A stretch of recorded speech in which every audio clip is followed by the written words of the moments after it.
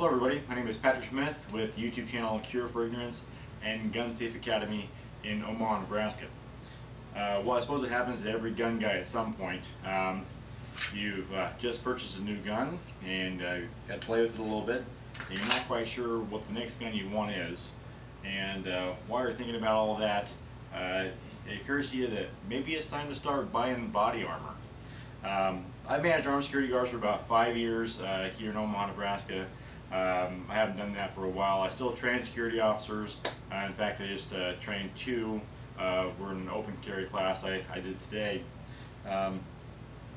So I've done Class 2 and Class 2A soft body armor, obviously, when I was doing that.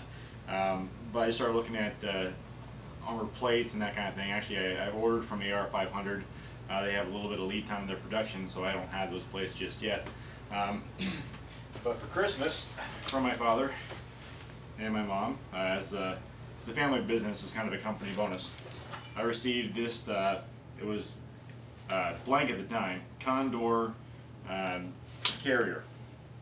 So the nice thing about it, I thought, is that my concealment rig took it apart and it fit in here no problem. So I've now taken my concealment Class 2 body armor and put it inside this external rig. Thought that was kind of fun. So I assume this is a mistake a lot of people make when they first start setting up an exterior rig like this. Again, I've never had one of these before, so I went a little nuts. I've got 6 PMags here, 2 pistol mag pouches. I've got a gunshot trauma vest, gunshot trauma kit rather, on the side of the vest here, with those ITS molly sticks for quick deployment. I've got a pistol over there. I just threw the blue trainer in there for the video. Name tapes, that kind of thing. Nice gun safe thing on the back.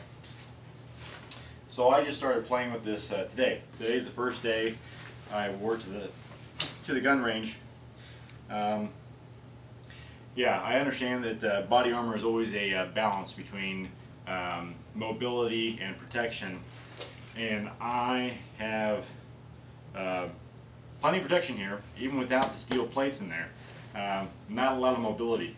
I'm trying to wear this thing bending over, trying to set up cones for ranges for the pistol class, and I find myself just trying to kick the cones into place because it's hard to reach them. This thing is already pretty beefy, you know, obviously a little front heavy. Didn't really mind the weight on the front, but the steel plates I'm planning on putting in this thing are going to add another 20 pounds to this, like 20 and a half, I think. Looking at the depth of it here, between the soft body armor, the carrier itself, and then 2 rows of PMags, trying to go prone in this is about impossible unless you want to be about 6 inches off the ground. And again, that's before I put the plates in there. So really need to rethink that rig. Again, I spent the last month playing around with it, buying stuff, and yesterday was the first day I wore it for a full 8 hours. And yeah, definitely gonna have to size this down. I myself, I'm thinking about taking out the soft body armor, just putting the plates into this carrier. Thinking about reorienting this. I've always been used to carrying a pistol in a duty belt on my hip anyway.